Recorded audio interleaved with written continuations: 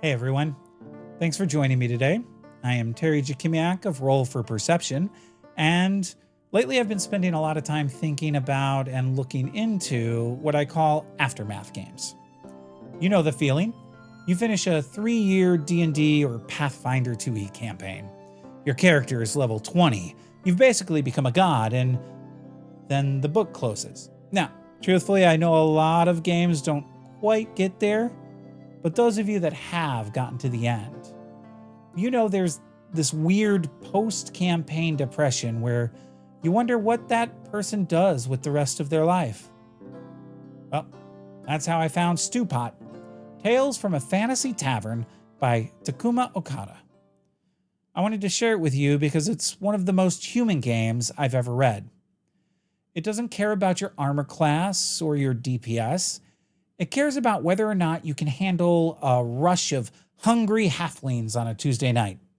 It's a game about retirement and, honestly, in a hobby obsessed with leveling up, a game about settling down feels a little bit radical. Now, from a researcher's perspective, and those of you know that I am a professor, Stewpot is built on the Firebrands framework. Now, this is a framework that I had never heard of. I found it on itch.io. Mobile Frame Zero Firebrands by Megui Baker.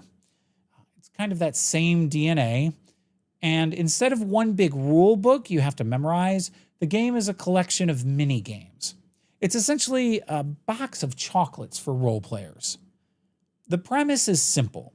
You are a group of retired adventurers who have pooled your gold to buy a rundown tavern. You're done with the mud and the blood. Now you're dealing with taxes, romance, and kitchen disasters. What makes it unique is the experience system. As we know, in most games, you gain XP to get stronger. In Stewpot, you start with your adventurer experiences. These are your scars and your glory days. It's when you were a paladin of the light or a wizard or, well, even a barbarian, I suppose. But as the game progresses, you use these scars as a way to overcome obstacles that you run into while you're running your tavern. You trade them in for new town experiences. You cross out, "I survived the abyss," and you write in, "I make the best sourdough in the valley." When everyone has traded in their old life for their new one, the game ends. It's a built-in timer for a narrative arc. It's not about winning, it's about becoming. So let's talk about how a session actually feels. Because it's not just one long improv scene you pick from these menus of games. At the very beginning, you always start with a game called The First Step. This is where you describe your tavern. What did it used to be? Maybe it was a wizard's tower or an old barn. Is your tavern in a bustling city or is it in a small outpost in the wild? You talk about what you fixed and, more importantly, what you couldn't fix. Maybe the basement is still haunted by a very polite ghost that refuses to leave. And then there's another one called Market Day. This one is great because it's a game of haggling and rumors. You aren't rolling to see if you kill a merchant. You're rolling to see if you can get a good deal on potatoes while hearing the latest gossip about the local baron. Well, let's take an even deeper dive into two of the minigames. We start with Romancing the Stranger. If you're coming from D&D, you might expect to roll a charisma check to see if the NPC likes you. A long time ago, I played a bard who rolled a charisma check to romance a lich. I rolled a nat 20. It was an interesting situation. Stewpot, though, does away with that. There are no coins or cards in this minigame. Instead, it's a structured roleplay prompt. One player is the romancer, the adventurer trying to flirt, and another plays the stranger. The rest of the table plays the coworkers, who are basically peering over the bar, whispering and goading, "Go on, say something," or more importantly, with most of the players that I've had, generally giving you bad advice. The The game moves through 3 phases, roughly. Could be more, could be less. The stranger asks you specific questions like, what are you doing in a place like this? Or what's that scar from? And then the romancer has to answer honestly or deflect. There's no winning the romance. It's about exploring that awkward, sweet friction of a hero trying to have a normal conversation. It's vulnerable in a way that a dice roll could never capture.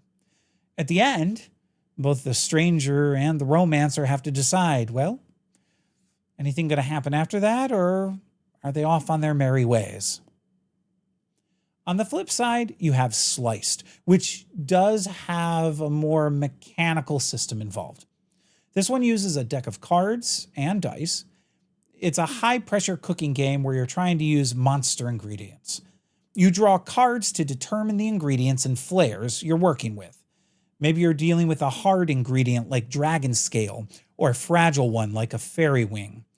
And then you roll a pool of d6s based on your tavern's cuisine rating. And yes, your tavern has a cuisine rating. You have to assign those dice to different categories: goal, seasoning, preparation, and texture. If you put a low die in goal, you might fail the dish entirely. If you put a low die in texture, the dish tastes great, but feels like eating wet gravel. It's a brilliant way to turn the stress of a professional kitchen into a tactical puzzle, and it's a fantastic contrast to the quiet, prompt-based games like Romancing a Stranger. So then, it really kind of begs the question, with all the games that we have out there, why would you actually sit down and play this? First, the barriers to entry are non-existent. You don't need a 300-page manual. You need some 6-sided dice, a deck of cards, maybe a coin. It's the kind of game you can play with your friends who, quote-unquote, don't do RPGs, because everyone understands the stakes of a burnt dinner or a crush on a regular. Second, it's cozy, and cozy games have become really popular these days. We live in a pretty loud, high-stress world. Sometimes the last thing we want to do on a Friday night is do math to see if we survive a fireball. Stewpot offers a low-impact gaming session. It's about laughter and, as the teenagers say, vibe. I'm never going to say that again in that manner. But most importantly, it offers emotional resonance. There's something deeply moving about a barbarian learning to bake because their knees can't handle the cold of the mountains anymore. It allows for a type of vulnerability that D&D usually skips over. It's about the softness of heroes. If you've played a character for years, giving them a session of Stewpot is the greatest gift you can give them. It's letting them finally rest. I want to be honest, though, it's not going to be for everyone. If you're a power gamer, you might hate this. There is no build here. You can't win the tavern. If you find yourself bored during the shopping episodes of other RPGs, Stewpot is literally only the shopping episode, which for some of us is actually quite fun.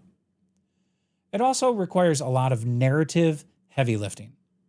There's no GM describing the world to you. The players have to always be on. If your group is feeling tired or just wants to be entertained, Stewpot might feel like work because you have to invent the flavor of the ale and the name of the regular who always complains about the drafty door.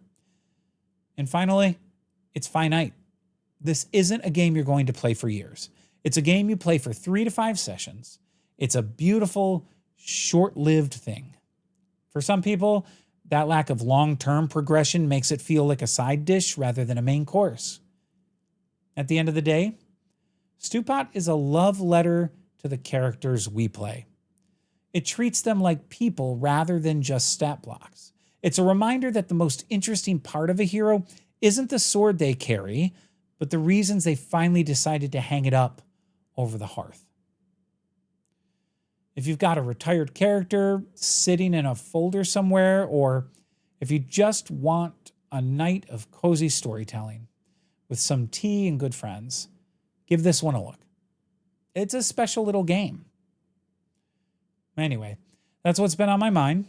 Thank you for listening to me ramble a bit about it.